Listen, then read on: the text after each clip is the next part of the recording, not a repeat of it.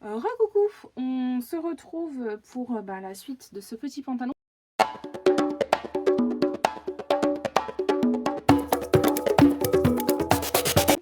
J'en étais à la ceinture, donc là il faut que je l'assemble endroit contre endroit. Hop, on va faire ça à la surjeteuse parce que c'est du coton et que j'ai pas envie que ça parte en charpie. Donc c'est parti, je fais la coupe. Voilà, donc il faut que je choisisse maintenant un élastique. Il faut 44,5 cm. Alors juste la hauteur, par contre, je ne sais pas. Je vais regarder par rapport à la coulisse, mais je pense que ça, celui-là il a un chouille trop grand.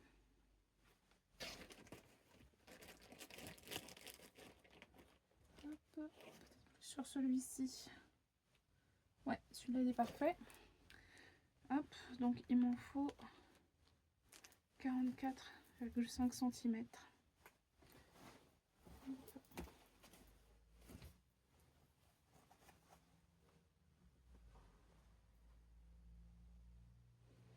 Là.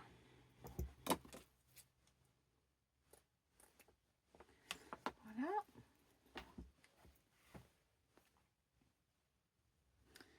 On va les faire se superposer. Ah non, il faut d'abord que je le glisse dans la coulisse. On va les faire se superposer. Et après, tu te retrouves comme une conne avec ton truc en disant je fais quoi? Non, je vais le passer dans la coulisse. Alors, j'aime bien ces outils-là pour passer dans les coulisses. Je trouve ça super pratique. C'est une pince, c'est très connu, hein, vous connaissez très certainement. Hop, ça se met au bout, comme ça. Je serre. Et là, je viens descendre la petite bague ici pour bloquer mon élastique. Voilà, et comme ça, j'ai plus qu'à passer comme ça dans la coulisse, ça va bien. Donc, j'ai laissé l'ouverture de ce côté. Voilà, les petits points sont assemblés. L'élastique est assemblé, les petits points, ça ne veut rien dire, ça n'a aucun sens. Hop, je vais retourner la ceinture pour refermer le trou. C'est parti.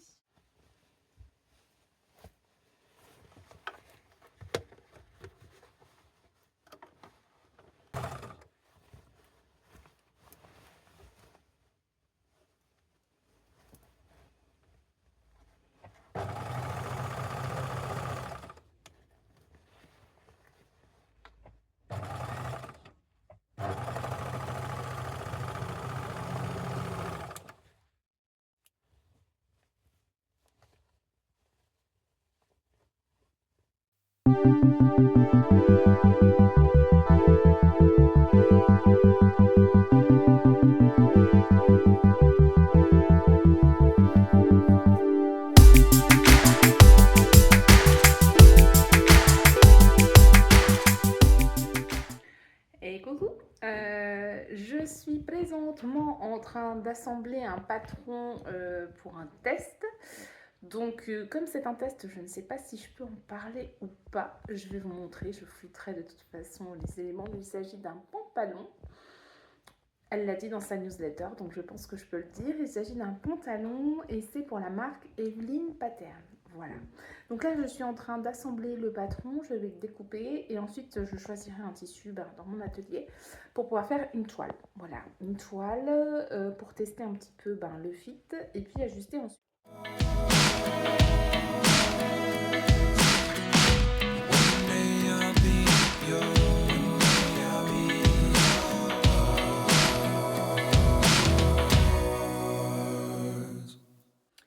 Allô, on se retrouve, c'est le soir, vendredi soir, trop bien, c'est enfin le week-end.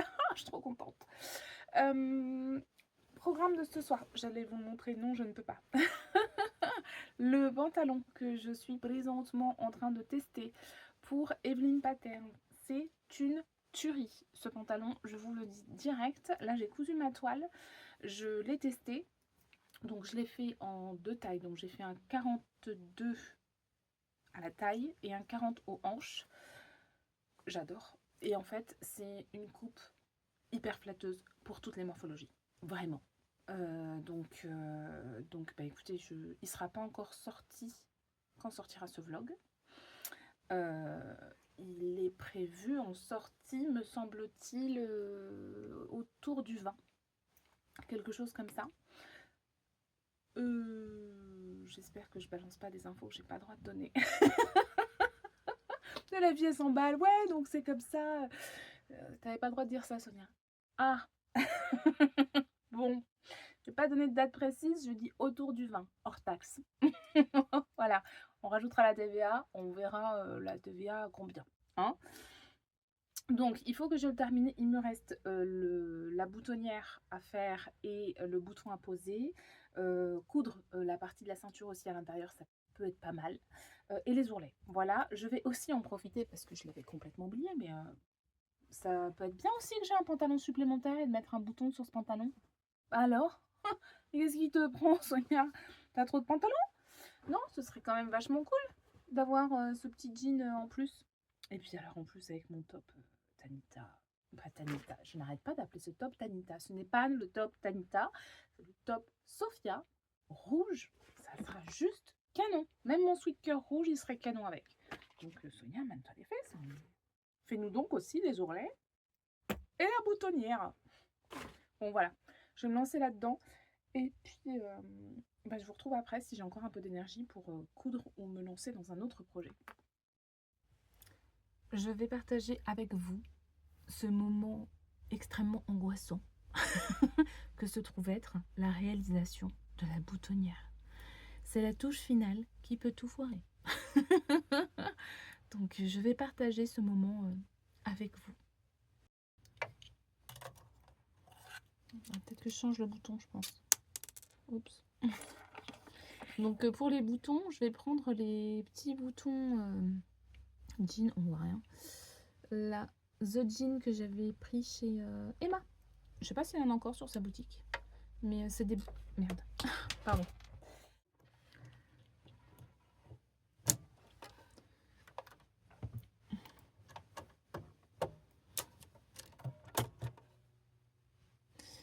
Hello.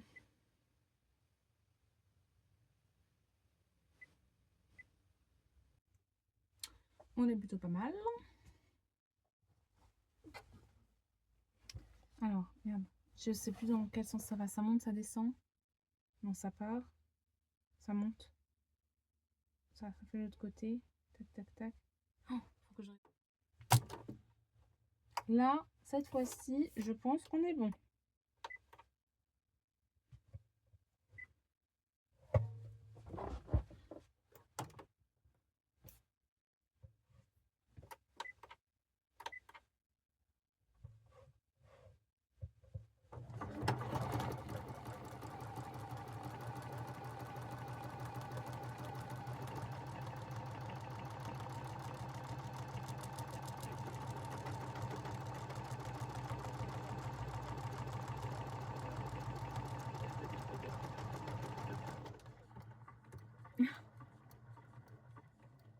Alors, la boutonnière ne me va pas du tout.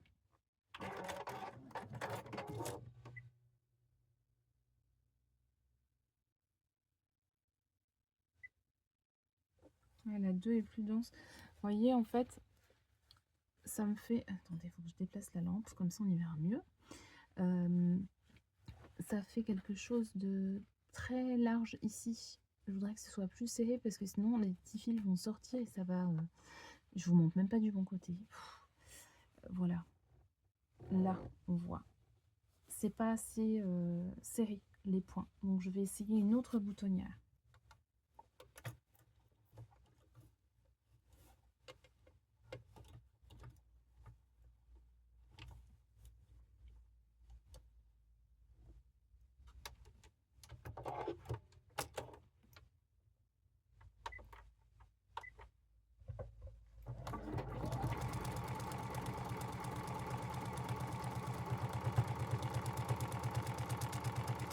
C'est mieux.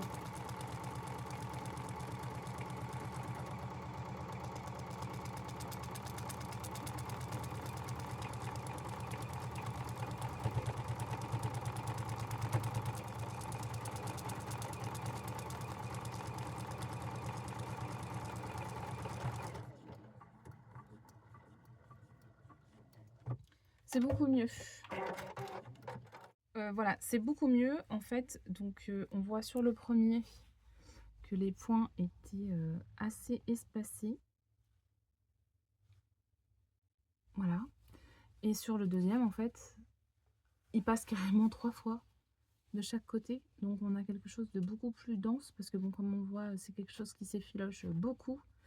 Donc là, je pense que ce sera plus propre comme ça. Allez, c'est parti, on va faire celui-ci. Donc, vu la taille de la boutonnière, moi je la fais partir de là. Est-ce qu'on sera bon? Un peu plus là peut-être. Voilà, là on devrait être pas mal.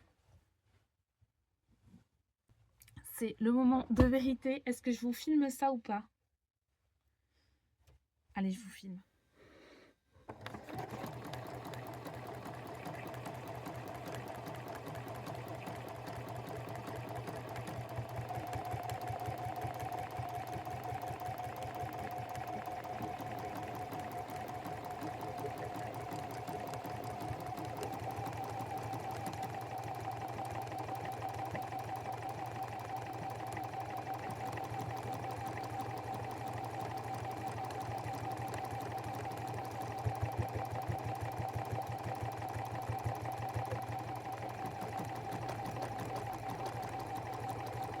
Et vous voyez, il repasse une troisième fois. Donc 2 fois au point zigzag, 1 fois au point droit. C'est merveilleux. J'adore cette machine à coudre. Merci ma cocotte. Voilà, donc la boutonnière est faite et ouverte. Alors, j'avais utilisé ça la dernière fois pour ouvrir des boutonnières de chemise et je vous le déconseille parce qu'en fait, la pointe est beaucoup trop large et vous avez un gros risque de couper les fils qu'il ne faut pas couper. Par contre, c'est génialissime sur ce type de taille de boutonnière, quoi. Là, c'est nickel. Il est bien ouvert, c'est net. Donc maintenant, je vais mettre le bouton. Voilà, en fait, pour savoir si c'était bien placé, j'ai tout simplement passé une aiguille que je laisse planter dans ma boutonnière pour que ça arrive au bon endroit, que ça fasse pas de mauvais plis. Hop, et je chasse l'aiguille avec le poinçon. Donc je passe jusqu'au bout, histoire que ma vis passe tranquillement. Donc je fais passer la petite vis sur le dessous pour qu'elle transperce juste à l'endroit où je viens de faire le trou.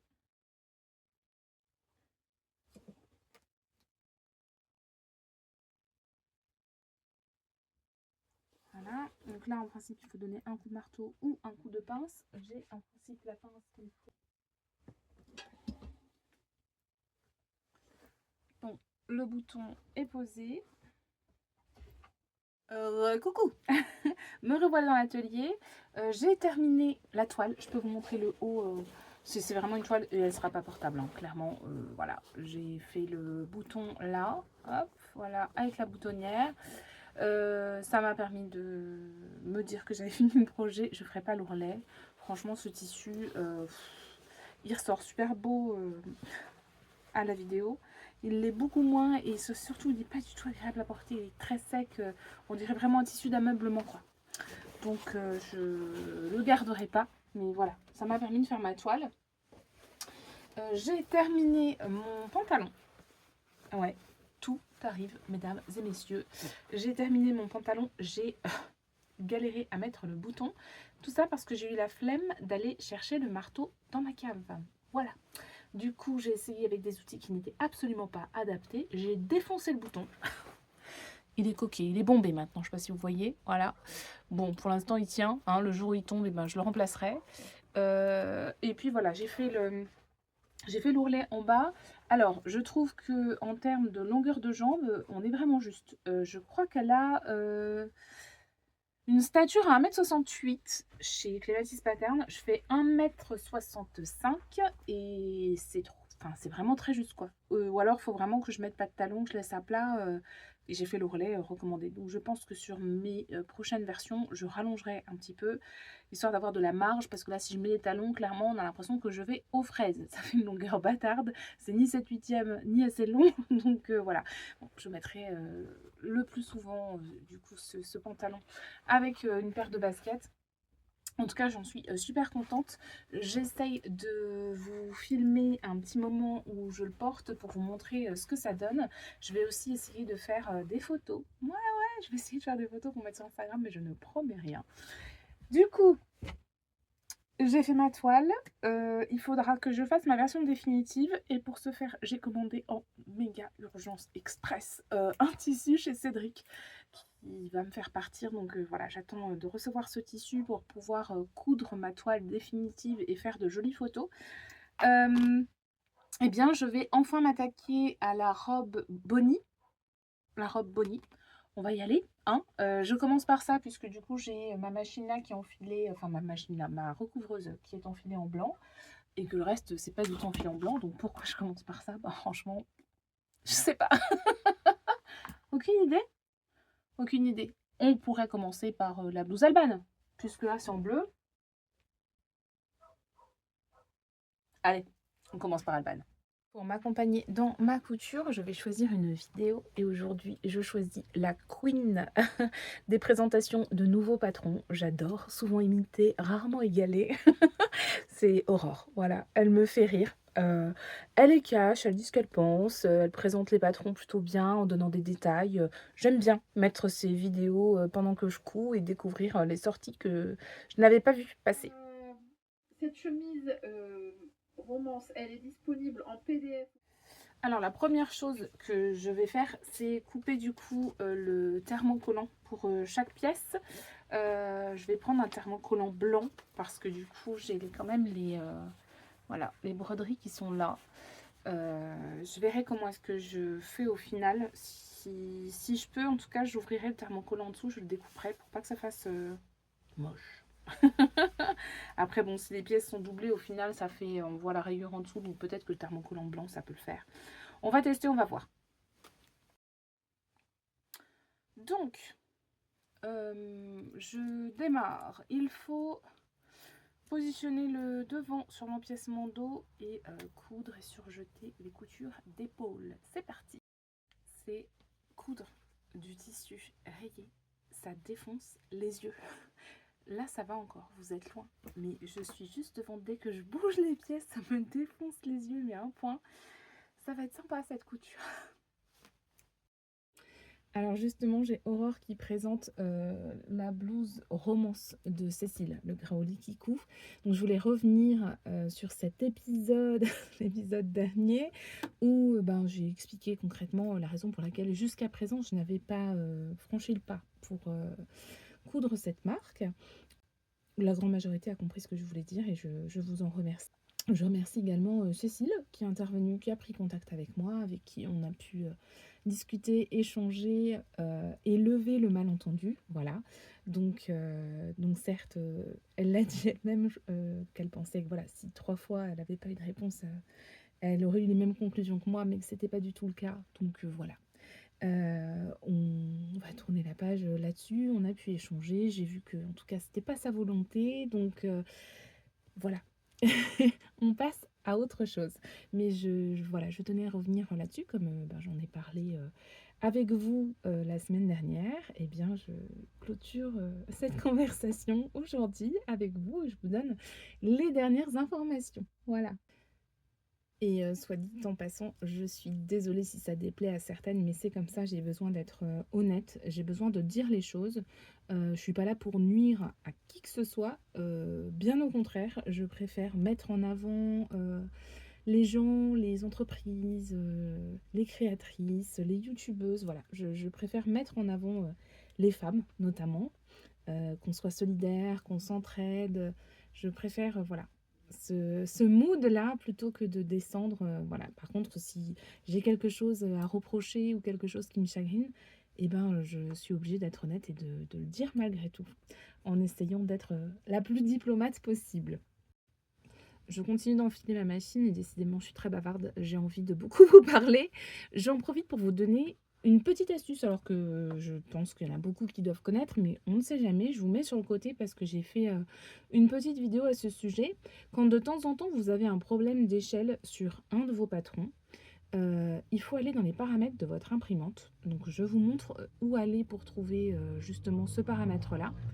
Et alors, il faut jouer avec les deux. Donc, soit vous étiez au format A4 et il faut passer au format US Letter, ou inversement. Et en fait, c'est notamment quand vous imprimez votre page en 100% ou en taille réelle et que vous n'avez pas le fameux cadre ou les petits repères pour l'assemblage. En général, quand on fait cette manipulation, ça résout le problème. Voilà. Donc si jamais, je vous mets la petite vidéo sur le côté, si ça peut vous être utile, ça peut vous éviter de péter un câble au moment d'assembler votre patron, parce qu'il vous manque des cadres, parce qu'il vous manque des repères. Voilà, c'est pour moi.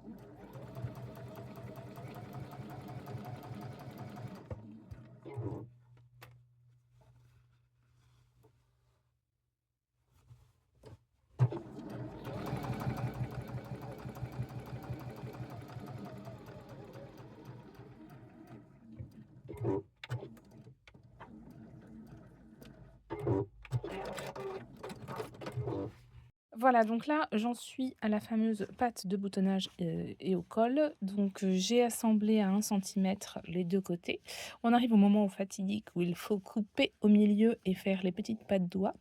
Donc, bah, je me lance, hein. Coucou, je vais couper mes versions définitives du pantalon pour le test. Je vous montre les tissus du coup que j'ai sélectionnés chez Top Coupon. Donc, on a une gabardine sergée marron qui est très très belle. Est-ce qu'on voit la bonne couleur? On sait pas. Ouais, on voit la bonne couleur. On voit bien le côté sergé. Elle est assez fine, elle n'est pas dense en fait, et elle est légèrement stretch. Donc ça apportera un petit peu de confort sans déformer le patron. Donc je pense que je serai plutôt pas mal avec ça. Et je me dis que tant qu'à en couper un, je peux en couper un deuxième. Et j'aimerais beaucoup me faire une version claire. Donc je vais regarder, j'ai un velours côtelé beige ou une gabardine blanche, me semble-t-il. Donc j'aimerais bien faire quand même dans le velours côtelé beige. Ouh là là. Dans le velours côtelé beige. Donc voilà, je vais couper ma première version là-dedans. Et je crois que le velours côtelé doit être par ici. Alors j'en ai deux. Ça c'est qu'un tout petit coupon, ça n'ira pas, ça ne sera pas assez. Ah, j'ai le grand coupon ici. Donc je pense que ça peut être aussi très sympa pour le printemps, un petit pantalon beige. Donc je vais faire les deux là. Je suis en plein montage et je vois que la vidéo arrive à sa fin. Voilà, concrètement. Donc, je viens ici pour vous remercier déjà de l'avoir regardé jusqu'ici. Je remercie toutes les personnes qui auront pris le temps de me laisser un petit mot en commentaire. D'ailleurs, j'aimerais vous demander si vous avez regardé la vidéo jusqu'ici et si vous connaissez des petites chaînes YouTube, de YouTube Couture, n'hésitez pas à me mettre leur nom en commentaire. Je me ferai un plaisir d'aller les voir et pourquoi pas de les mettre en avant dans une prochaine vidéo si j'ai aimé leur contenu. D'ailleurs, si toi qui me regardes, tu as une petite chaîne et que je ne suis jamais venue commenter, liker ta chaîne, c'est que j'ai... Alors, soit je te regarde, mais je te regarde toujours pendant que je couds et comme je regarde avec ma télé, je n'ai pas laissé de commentaire, mais j'ai mis un j'aime que tu ne peux pas... Et tu ne peux pas deviner qu'il vient de moi. Soit je ne connais pas ta chaîne, donc n'hésite pas à me dire que tu as une chaîne YouTube, je me ferai un plaisir d'aller découvrir ton contenu. Voilà, en attendant, un grand merci à toutes celles qui boostent mes vidéos, toutes celles qui vont le faire, toutes celles qui me mettent des j'aime, toutes celles qui me regardent. Merci pour votre fidélité et votre présence. Ça me touche à chaque fois. Et je vous dis à la semaine prochaine. Bonne journée, soirée, semaine, week-end. Ciao, ciao!